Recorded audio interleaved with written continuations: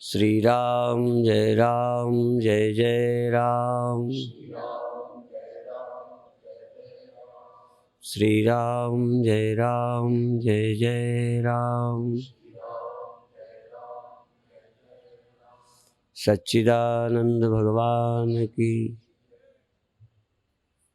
अभी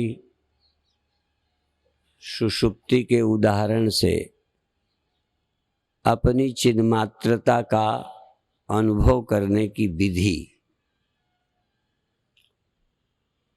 असल में चिन्मात्रता में हमको अभी काल नजर आता है, अर्थात हमारी चिन्मात्रता काल ग्रसित समय के अंदर मालूम पड़ती है। यद्यपि चेतन कालातीत है, पर हमको चैतन्य लगता है कुछ समय तक रहता है। यही अन्वय और व्यतिरेक से तथा विभिन्न पद्धतियों से, आभास आदि की प्रक्रिया से, कि जिस चेतनता का हम सत्य रूप से अनुभव करते हैं और वो नहीं रहती, यही एक दोष है। तो चिन्मात्रता में समय और कभी सहस्रार में है चैतन्यता, जो किसी देश में जाती मालूम पड़ती है और किसी देश से आती मालूम पड़ती है। यद्यपि ये साधना काल में सब होता है। हम हृदय में जाएंगे, सहस्रार में जाएंगे, ध्यान करेंगे, लगेगा हम ऊपर चले गए। हम ये अनुभव की एक प्रक्रिया है और हमको लाना कुछ बहुत संपर्क रहा है। वो ये तीन चीजें जरूर, हमको नई चीज लाने की जरूरत नहीं, आवश्यकता नहीं है। अर्थात समाधि लाओ, कोई बुरी बात नहीं है, पर यदि और अभी तुरियाते रहते हैं। जैसे एक जाति है, इन 7 अवस्थाओं से आगे 8वां को। असल में सत्य पहले में भी था, भले ध्यान नहीं, सत्य तो रहता ही है, बिना सत्य के कुछ रहता ही नहीं।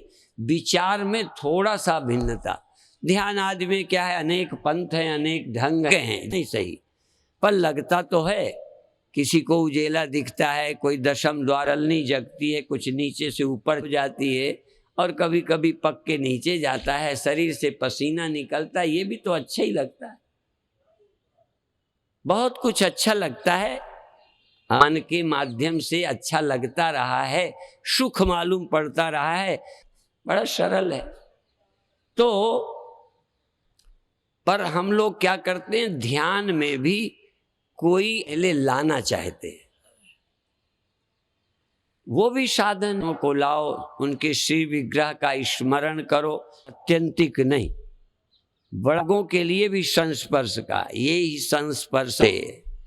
ये आदि वाले हैं, देखने का सुख शुरू होता है, फिर थोड़ी देर बाद खत्म होगा। सुख करने माध्यमों से नहीं आता, उसका माध्यम इंद्रियां नहीं है, बल्कि हो चख चुके हो, कर चुके हो, उसमें दुख बुद्धि करो पहले। अब ये यदि इसकी आदत न पड़ती, पर हम सीमित हैं। तो देखो, अपने में एक देशी होने का ख्याल, अपने में एक कालिक होने का या द्विकालिक होने का ख्याल, कि इतने समय रहे।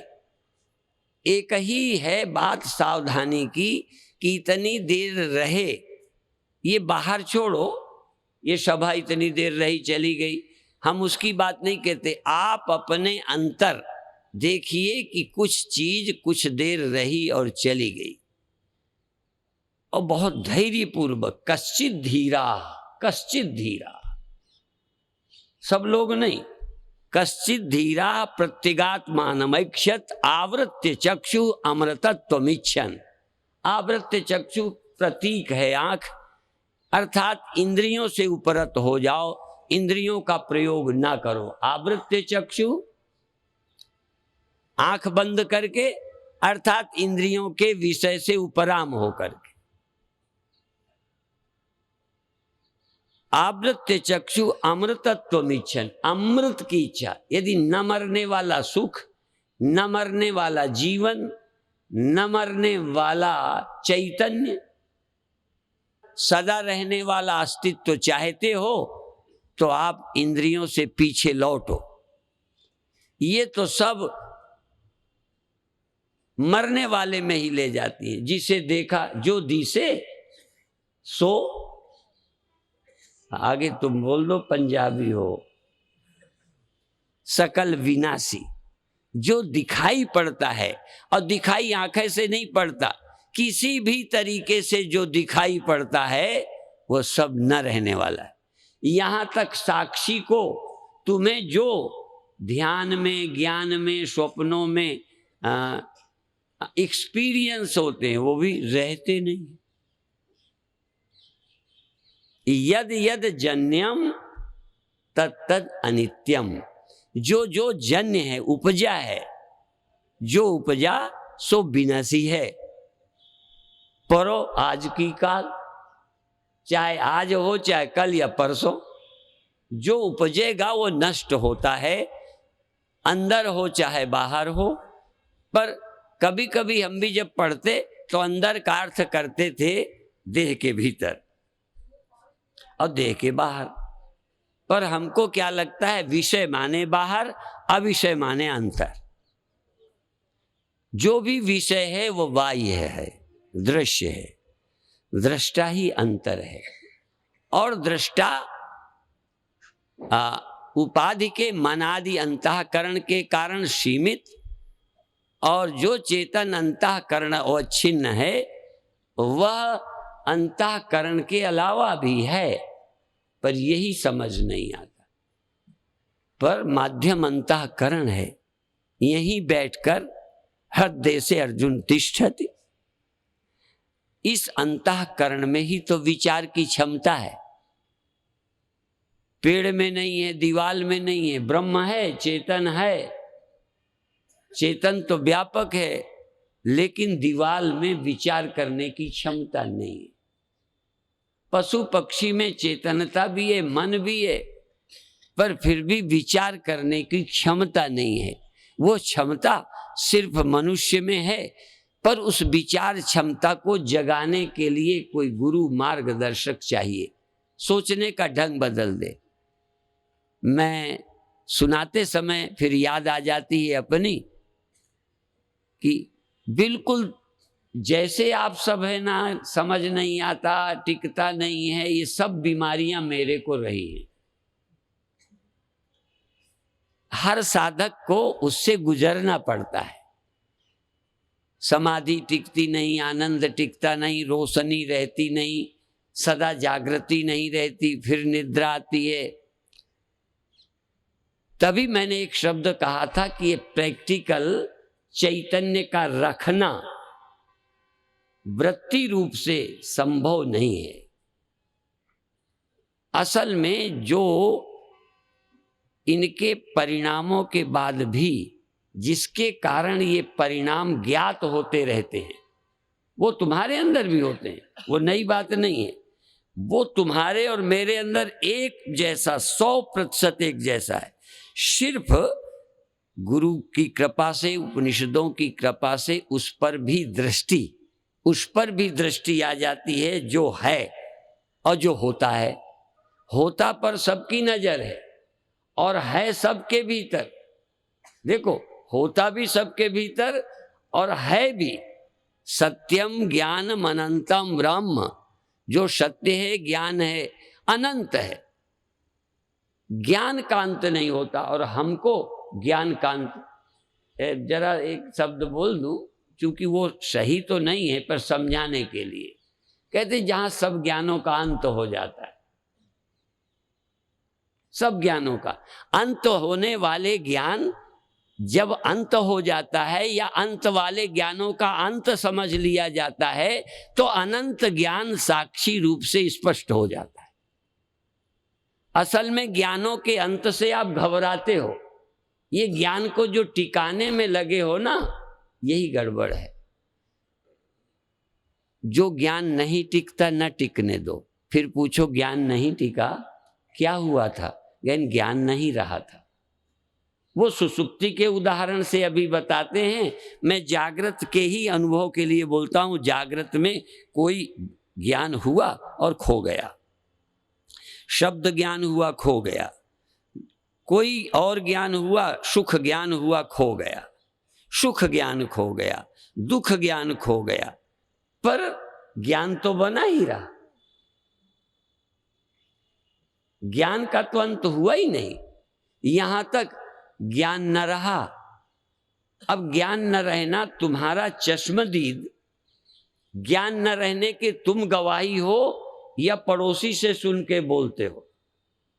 ध्यान न रहना, ज्ञान न रहना, जिसकी शिकायत करते हो न रहने की, पहले मैं पक्का कर लूं, वो किसी से सुना के बोले हो कि ज्ञान न रहने का तुमने सचमुच अनुभव किया है कि ज्ञान नहीं रहता। तो अब दो तरफ से पकड़ेंगे। इसको बोलते हैं गलतग्राही न्याय।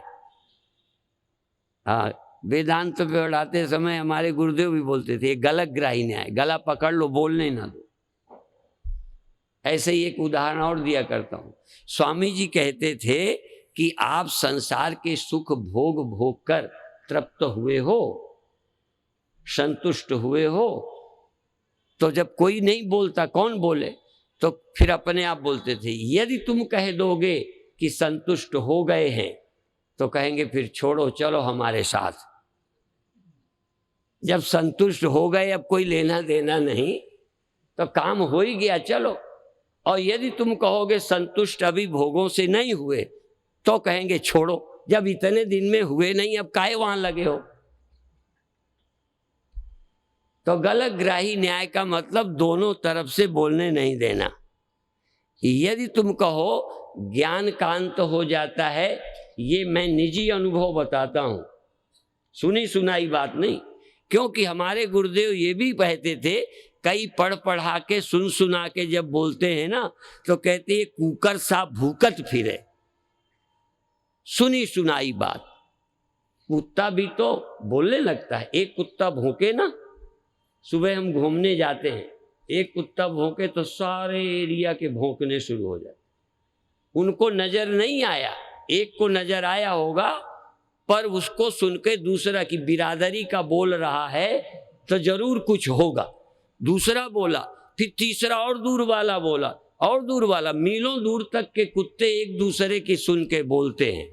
सुन सुन के दूर वालों से पूछो क्यों वो भौंकता है, कहता है वो हमारा मित्र भौंक रहा था, हमारी बिरादरी का।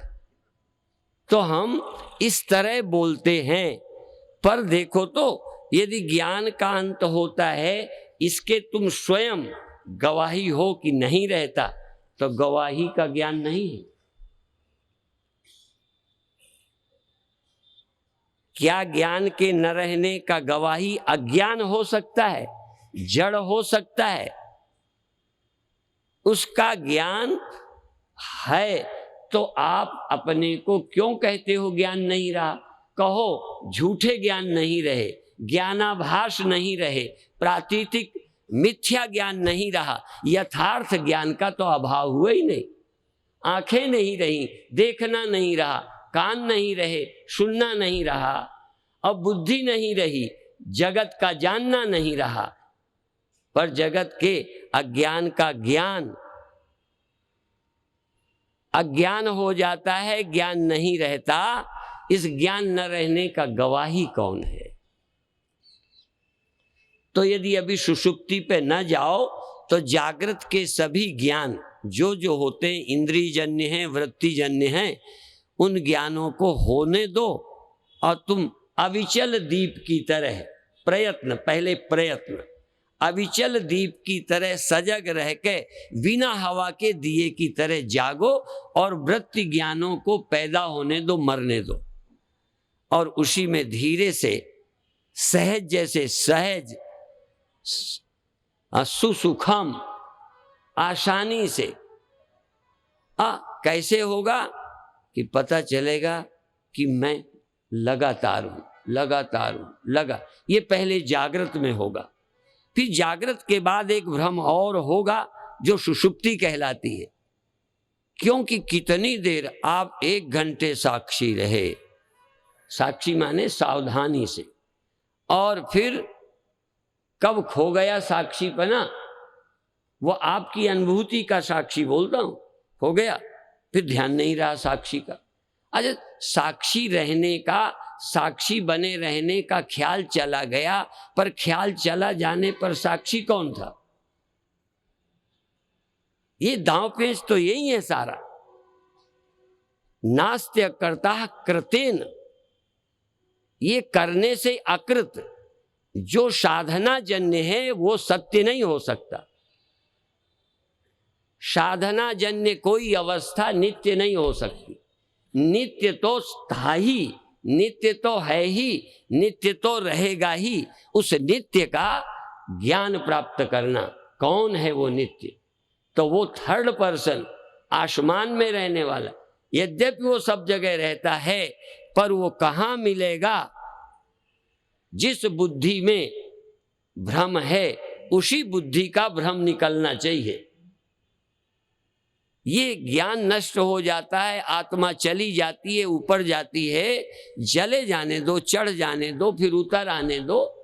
हाँ, ये गिरती चढ़ती रहती है, लेकिन ऊपर चढ़ गई तब, नीचे उतरी तब, ऊपर से नीचे तक उतरने चलने का साक्षी कौन रहता है? वो कहाँ रहता है? आप फिर बुद्धि में, तो बुद्धि में भी उत्पन्न होना वृत्ति ज्ञान और उस वृत्ति ज्ञान का साक्षी नष्ट नहीं होता, अभी जरा भी विकृत नहीं होता। इस समय वर्तमान में भी वो कभी नहीं बिगड़ता, और जो अब नहीं बिगड़ता वो कभी नहीं बिगड़ता। और अभी हमारी समझ में अभी बिगड़ता है, हमारे सबके विश्वास से आत्मा अभी बिगड़ती है, अभी सोती है, अभी जागती है, अभी विकृत है, अभी ज्ञान पैदा होकर खत्म होता है। अभी नहीं खत्म होता तो कभी नहीं खत्म होता। जो अभी शुद्ध है वो सदा शुद्ध है, इसलिए शुद्ध किया हुआ नहीं। फिर मुझे हरिगिरि जी महाराज की याद आ गई। एक जैन संप्रदाय से शास्त्रार्थ होने लगा। कुछ अखाड़े वाले संत होते हैं, वो कहीं भी बर्दाश्त नहीं करते। हमें लगता है हमारे स्वामी अनंत देव जी भी अखाड़िया बनेंगे, गलत बोले बर्दाश्त नहीं करेंगे। हमें भी कुछ बात गलत लगी सुखदेव वाली, पर अपन अखाड़े में अभी नहीं। अखाड़े में चला तो गया मैं, पर अभी अखाड़े का बना नहीं। तो कई को बर्दाश्त है। हमारे हरिगिरि जी महाराज को अपने सिद्धांत के विपरीत सुनना पसंद नहीं था। किसी ने कहा कर्म के बिना ये हो ही नहीं सकता, तो वो कहने लगे पहले बात करो, कर्म किसके लिए किया जाता है, किसको सुधारने के लिए? नित्य शुद्ध बुद्ध चिन्मात्र सत्ता को सुधारोगे, उसे सदा जगाए रखोगे, बुझने से बचाओगे। असोहमस्मीति वृत्ति अखंडा, दीप शिखा सोई परम प्रचंडा। एक है वृत्ति सोहमस्मी, एक चैतन्य जो अखंड है। तो वृत्ति बुझ जाएगी तो अखंड चैतन्य बुझ जाएगा। कोई दिया है क्या वो? असल में वृत्ति ज्ञान और निर्वृत्ति ज्ञान, ज्ञान स्वरूप, और ये जो ज्ञान होता है ये रूप ज्ञान होता है, शब्द ज्ञान होता है, जगत ज्ञान होता है, ये वृत्ति के माध्यम से होता है। तो जो माध्यम से होता है, माध्यम बदल जाता है, आंख चली गई, या जागृत वृत्ति से होता है, वृत्ति लय हो गई। हम वृत्ति ज्ञानों को ही ज्ञान समझते हैं, सत्यम ज्ञान अनंतम ब्रह्म को समझते नहीं। अब ज्यादा देर अभी नहीं बोलता। हम एक संत से सुना था कि यदि जंगल में शिकार हो, शिकारी, और बाण मारता रहे तो एक बार ना लगेगा, दूसरे बार तीसरे लगेगा ही, तो हम तो बाण चलाते रहेंगे, देखते हैं ये शब्द भेदी बाण, ये शब्द ही का बाण मारेंगे, यहाँ वाणी से भेद देंगे, और कोई ना कोई बाण लग जाएगा। अज्ञान ज्ञान का भ्रम टूट के नित्यम सत्यम ज्ञान अनंतम ब्रह्म, और वह चैतन्य ब्रह्म, ये मैं वृत्ति नहीं, इस मैं वृत्ति के लय का, इस मैं वृत्ति के परिवर्तन का साक्षी, जो नित्य शुद्ध है। इस सत्य को मैं रूप से पाना अपरोक्ष है, और वो है नित्य है, शुद्ध है। हम बहुत पढ़ते रहे, नित्य है, शुद्ध है, व्यापक है, अविकारी है, अजन्मा, अविनाशी, कभी पल्ले नहीं पड़ा। जब वेदांत लगा अविनाशी कौन, अजन्मा कौन, तो यही मिल गया, यही। इसलिए काहे रे बन खोजन जाई, सर्वनिवासी सदा लेपा तो ही सग समाई, मध्य जो बास बसत है मुकुर मध्य जसाई, तैसी हरि बसे निरंतर घटई खोजो भाई। और बाहर भीतर, भीतर भीतर समझो, लेकिन बाहर भीतर एको जानो, ये गुरु ज्ञान बताई। जन नानक बिन आपा चीने, आपा चीने मिटे ना भ्रम की काई। अपने को मानने से नहीं, अपने को जानने से भ्रम की काई टूटेगी। ओम शांति शांति शांति।